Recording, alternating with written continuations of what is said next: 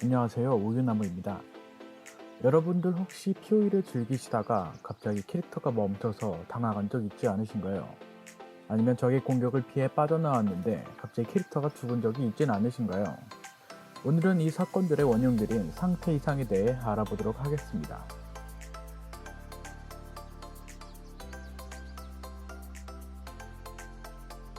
POE에서 발생되는 피해인 공격, 주문과 함께 어쩌면 플레이에 가장 영향을 끼치는 요소인 상태 이상이 있습니다. 흔히 하시는 독, 점화, 냉각 이외에도 감전, 동결, 그을림, 허약 등등 상태 이상만 해도 정말 많죠. 그렇다면 왜 상태 이상에 대해서 알아야 할까요? 바로 생존과 딜링에 가장 큰 비중을 차지하기 때문입니다. 본인의 캐릭터가 정말 강해서 적을 다 한 방에 죽이지 않는 이상 어쩔 수 없이 맞이하게 되는 경우들이 생기고, 일반적으로 죽지 않을 상황이라 넘겼던 상황에서 캐릭터가 사망하여 스트레스를 발생시키기 때문이죠. 저 또한 이 상태 이상들 때문에 죽은 경우가 대부분이었다고 해도 과언이 아닙니다. 때문에 이 상태 이상을 잘 알기만 해도 여러분들의 생존율은 50%나 가뿐히 넘게 올라갈 것입니다. 먼저 상태 이상에선 원소 상태 이상과 비원소 상태 이상이 있으며, 독과 출혈, 점화라는 피해 상태 이상과 이외 다른 비피해 상태 이상으로 나뉩니다. 이 상태 이상은 적중으로 발생한 피해 기반의 원소다 피해 타입에 따라 발생하게 됩니다. 그렇다면 더 세게 때리거나 더 세게 맞을수록 더 강하게 적용이 될까요? 이것은 반은 맞고 반은 틀립니다. 상태 이상은 기본적으로 원소 상태 이상의 경우 기본적인 상태 이상 확률 혹은 치명타의 경우 100% 확률로 상태 이상을 적용시키며, 비원소 상태 이상의 경우 특정 확률로만 상태 이상을 적용시킬 수 있습니다. 이 확률은 플레이어나 몬스터의 패시브나 아이템 스킬에 따라 결정하게 되죠. 위와 같은 상태 이상들은 종류가 정말 많기 때문에 하나하나 계산식을 알려드리면 알기도 힘들고 지루하고 따분하니, 정확한 정보를 원하시는 분들은 아래 더보기에서 확인해 주시면 됩니다. 기본적인 원소 상태 이상은 해당 원소에서만 발생합니다. 화염 데미지는 점화와 그을림을 발생시키고, 냉기 데미지는 냉각과 동결, 허약에만 적용이 됩니다. 불이 적을 얼린다거나 얼음이 적을 태운다거나 하면 정말 이상하겠죠. 하지만 이 특정 아이템과 상황에 따라 바뀌기도 합니다. 예를 들어 흐린번이라는 아이템은 냉기 데미지로도 적을 점화시키고, 엘리멘탈리스트의 전직 노드는 모든 데미지를 점화에 적용시키기도 합니다. 이 상태 이상들의 수치들은 단순히 말하자면 적중하여 부가적으로 발생하는 효과이기 때문에 가해지는 피해 자체로 정해지진 않습니다. 감이 잘 오지 않으시죠? 예를 들어 저번 동영상에서 설명한 데미지 증가와 함께 예를 들어보겠습니다.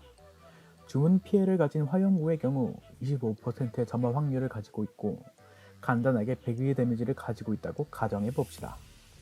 여기에 플레이어는 20%의 주문 피해 증가를 가지고 20%의 화염 피해를 가지고 있다고 가정하게 되면, 화염구의 경우 화염 주문이기 때문에 20% 플러스 20%의 증가치를 가지게 되지만, 25% 확률로 발생한 점화의 경우 화염 상태 이상이기 때문에 화염 피해 증가치만 받게 되는 것입니다.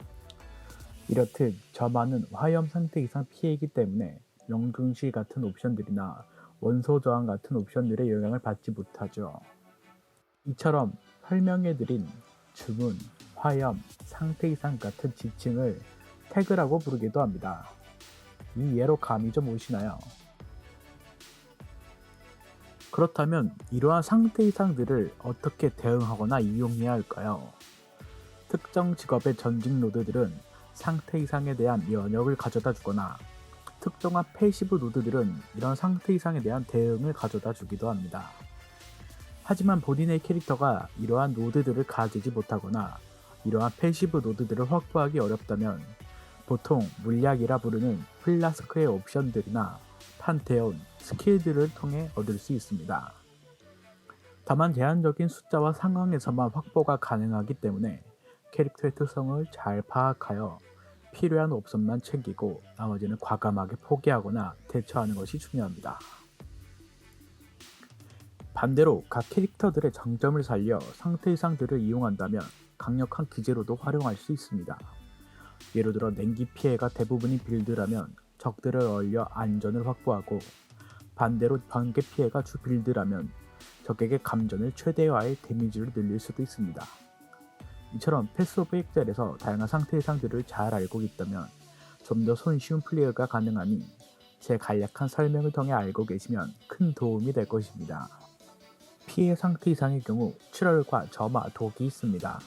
이번 리그 가장 주목받았던 스타터 빌드인 독성 혼합물 빌드나 폭발 화살 빌드 모두 이 피해 상태 이상을 이용한 빌드죠.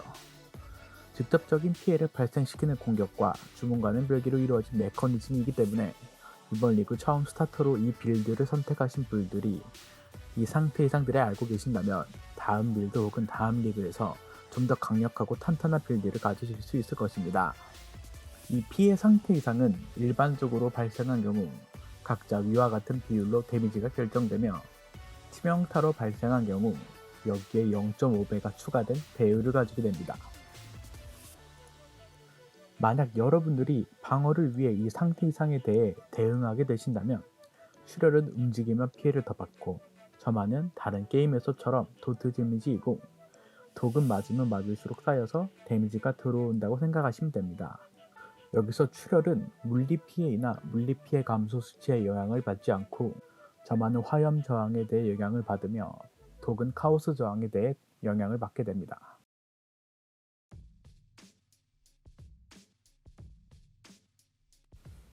비피해 상태 이상의 경우 직접적인 체력에 영향은 없지만 그 때문에 더 위험하기도 합니다. 체력에 직접적인 영향을 주는 피해 상태 이상의 경우 본인의 체력에 나타나는 효과들과 캐릭터들의 이펙트 때문에 알아차리기 쉽지만, 비피해 상태 이상의 경우 갑자기 이상이 생긴 직후 알아채기 때문에 빠르게 대처하기 힘들 때가 많습니다. 먼저 냉각과 동결의 경우 쉽게 설명하면 느려진 상태입니다. 이 냉각은 동작 속도라고 불리우는 이동 속도, 공격 속도, 시전 속도와 같은 속도들의 대부분을 감속시키기 때문에 가장 체감이 쉽게 되며, 동결은 이 동작 속도를 0으로 만들기 때문에 가장 위험한 상태 이상 중 하나입니다. 반대로 적에게 적용할 경우 가장 유용한 방어 기제로 활용되는 상태 이상입니다. 감전은 단순하게 모든 피해를 특정 수치만큼 증가시켜 주게 되는 상태 이상입니다. 모든 데미지 관련 보정치에서 최후순위로 작용하기 때문에 데미지에 가장 큰 영향을 주는 소스이기도 합니다. 위와 같은 기본 원소 상태 이상과 함께 뒤에 설명해드릴 특수 원소 상태 이상도 존재합니다.